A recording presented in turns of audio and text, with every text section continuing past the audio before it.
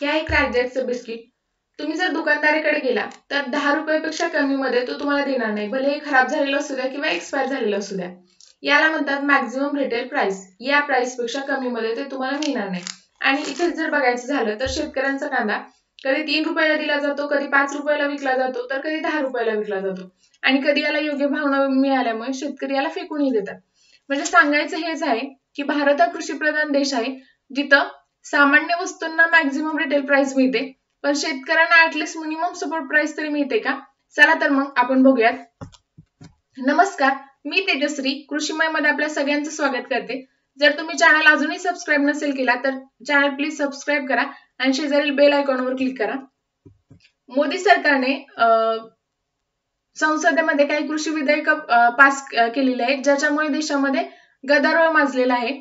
आणि आपले शेतकरी गेली 22 दिवस झाले दिल्लीमध्ये आंदोलन करतायत. आणि या आंदोलनाचा मुख्य विषय हाच आहे की MSP हमी भाव किंवा किमान आधारभूत किंमत. आणि या रिलेटेड आपण काही क्वेश्चन्स आजच्या व्हिडिओमध्ये कव्हर करणार आहोत. तर सगळ्यात पहिला क्वेश्चन आहे की MSP काय आहे आणि त्याचा इतिहास काय आहे. दुसरा क्वेश्चन हा आहे की MSP कसा कॅल्क्युलेट केला जातो. तिसरा क्वेश्चन हा आहे की स्वामीनाथन कमिटी बद्दल आपण माहिती घेणार आहोत. आणि MSP ला घेऊन काय समस्या आहेत. प्लस आपण पाचवा क्वेश्चन तो बघणार आहोत की MSP खरंच शेतकऱ्यांच्या समस्येला उपाय आहे का. आणि आता 6वा क्वेश्चन हा बघणार आहोत की जे आता शेतकरी आंदोलन करतात त्याच्यामध्ये MSP ला घेऊन शेतकऱ्यांच्या काय मागण्या आहेत.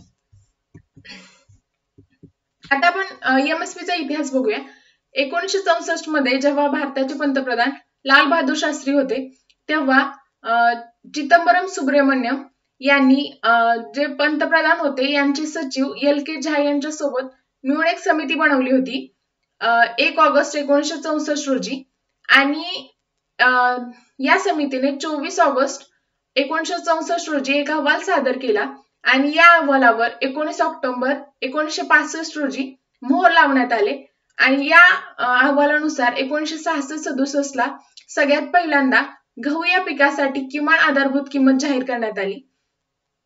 त्यानुसार गहू या पिकासाठी MSP नुसार खरेदी सुरू झाली. त्यामुळे झालं काय की शेतकरी जास्तीत जास्त गव्हाचं उत्पादन घेऊ लागले. यामुळेच पुढे जाऊन सरकारला गहू सोडून अजून काही पिकांसाठी MSP जाहीर करावा लागला. आणि आता जर बघायचं झालं तर 20 पेक्षा जास्त पिकांसाठी केंद्र सरकारने MSP जाहीर केलेला आहे. त्याच्यामध्ये तृणधान्य असतील, कडधान्य असतील, तेलबिया असतील, नगदी पिकं असतील यांचा समावेश आहे.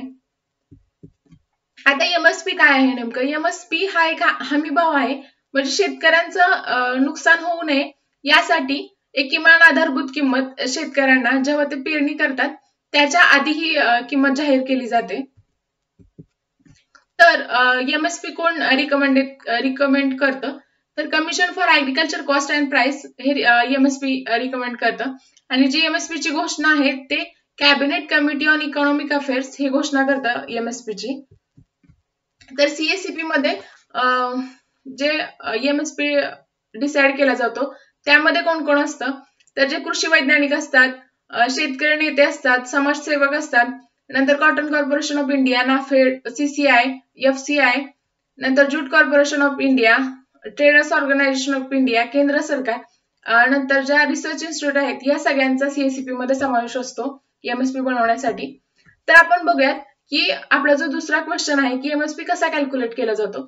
तर याच्यामध्ये दोन कॉस्ट महत्वाच्या आहेत. कॉस्ट A2 मध्ये नेमकं काय आहे की ऍक्च्युअल पेड जी शेतकरी जे ऍक्च्युअल कॉस्ट पेड करतात, म्हणजे जे खत असतील, बियाणं असतील, नंतर इंधन असेल, नंतर पाण्याचा वापर असेल, नंतर जे शेतमजुरी द्यावी लागते शेतकऱ्यांना, या सगळ्याचा खर्च कॉस्ट A2 मध्ये कॅल्क्युलेट केला जातो.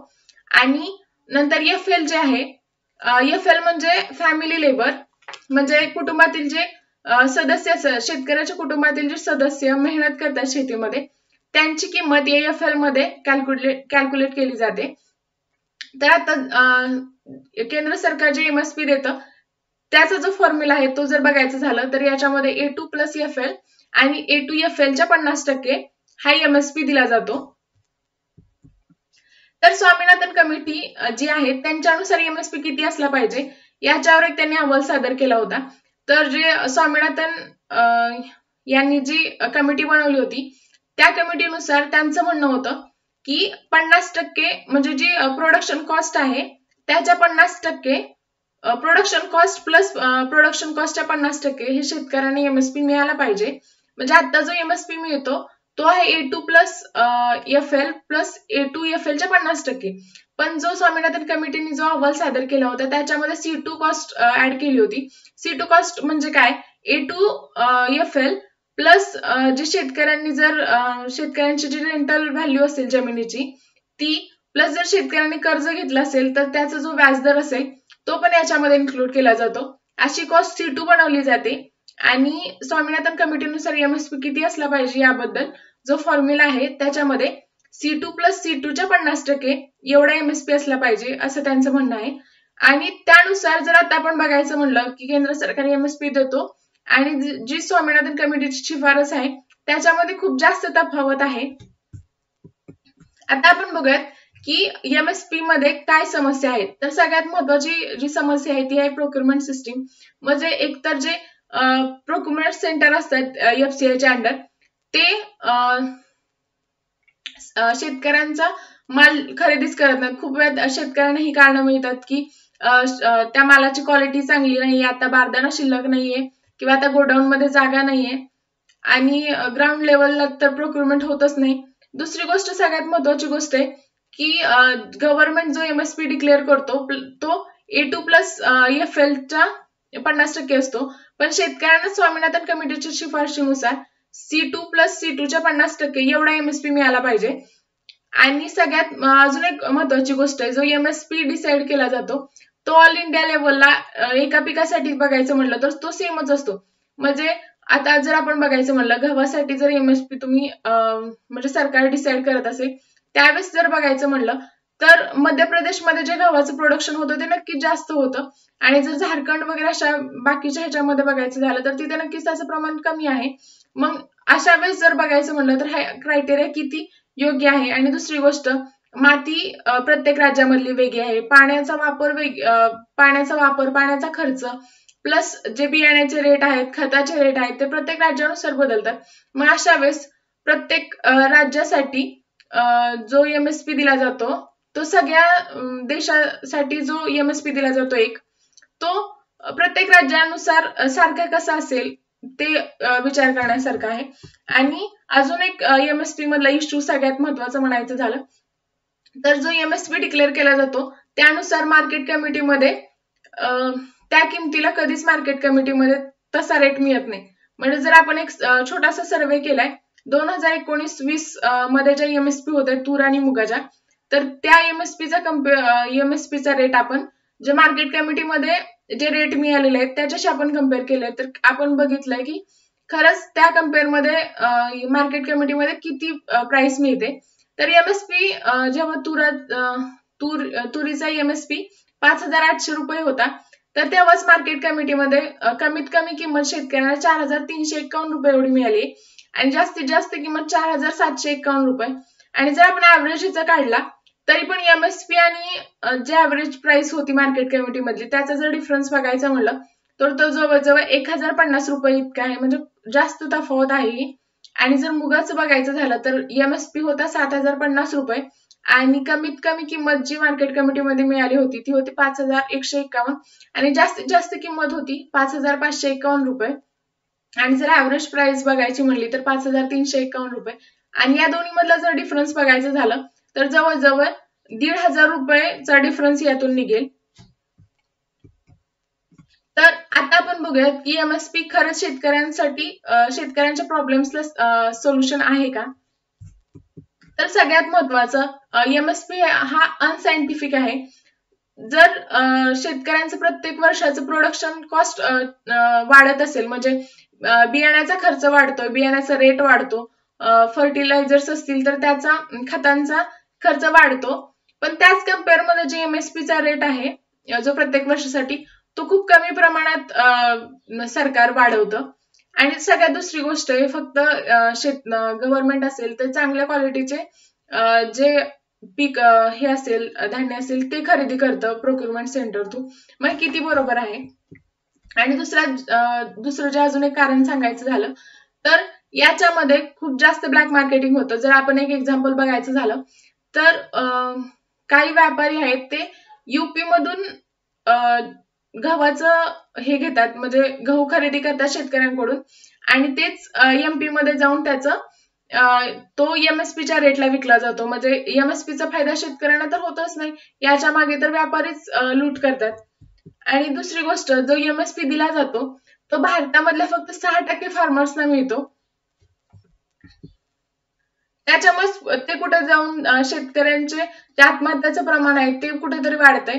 आणि याच्या रिलेटेड एक माझा व्हिडिओ आहे, तो जर तुम्ही बघितला नसेल तर डिस्क्रिप्शन बॉक्समध्ये त्याची लिंक आहे, तो नक्की तुम्ही बघून घ्या. आणि ऍट द लिस्ट जर कन्क्लुजन सांगायचं म्हणलं तर जी किमान आधारभूत किंमत आहे ती खरंच एक फसवणूक करते शेतकऱ्यांची. कारण तुम्ही तर किमान आधारभूत किंमत जाहीर करता, त्यानुसार शेतकरी पेरणी करतात, पण त्यानुसार तर शेतकऱ्यांना एमएसपी मिळतच नाही. म्हणजे खरं सांगायचं म्हणलं तर जो सरकार आहे तो शेतकऱ्यांना आरशामध्ये चंद्र दाखवण्याचं काम करतंय. तर आता जे शेतकरी आंदोलन करतात त्यांच्या एमएसपी ला घेऊन ह्याच मागण्या आहेत की त्यांना एमएसपी बद्दल गॅरंटी पाहिजे, म्हणजे ती पण रिटर्न मध्ये, की तुम्ही लिखित स्वरूपात द्या की आम्ही एमएसपी हटवणार नाही आता हे तिन्ही कायदे आले असले तरी. आणि दुसरी गोष्ट आहे की त्यांची ही पण डिमांड आहे की ग्राउंड लेवलला प्रोक्युरमेंट झाली पाहिजे. प्लस आता जर सांगायचं म्हणलं तर सगळ्यात एक चांगलं सजेशन हेच राहील की एमएसपी जो आहे तो तुम्ही स्वामीनाथन कमिटीनुसार हे करा. मोदी सरकार 2016ला म्हणलं होतं की आम्ही 2022 पर्यंत शेतकऱ्यांचं उत्पादन डबल करेल. तर जर तुम्ही स्वामीनाथन कमिटी आयोग लागू केला तर नक्की शेतकऱ्यांचं उत्पादन डबल होईल. आणि दुसरी एक महत्वाची गोष्ट आहे की शेतकऱ्यांची ग्राउंड लेवल प्रोक्युरमेंट झाली पाहिजे त्यांच्या पिकांची, म्हणजे दूध उत्पन्न आहे त्यांची. आणि अजून एक गोष्ट सांगायची झाली तर जे शेतकरी आहेत त्यांना जेव्हा एमएसपी डिक्लेअर केला जातो तो मार्केट कमिटीमध्ये पण तीच प्राइस मिळाली पाहिजे. जर त्या प्राइसच्या अंडर जर कोणी परचेस करत असेल तर त्याला जेल झाली पाहिजे. जर अशा गोष्टी, असे कायदे आले तर नक्की शेतकऱ्यांची परिस्थिती सुधारेल. तुम्हाला याच्याबद्दल काय वाटतंय नक्की कमेंट करून सांगा. आणि व्हिडिओ बघितल्याबद्दल धन्यवाद. आणि जर तुम्ही चॅनल सबस्क्राईब नसेल केला तर चॅनल प्लीज सबस्क्राईब करा आणि शेजारील बेल आयकॉनवर क्लिक करा.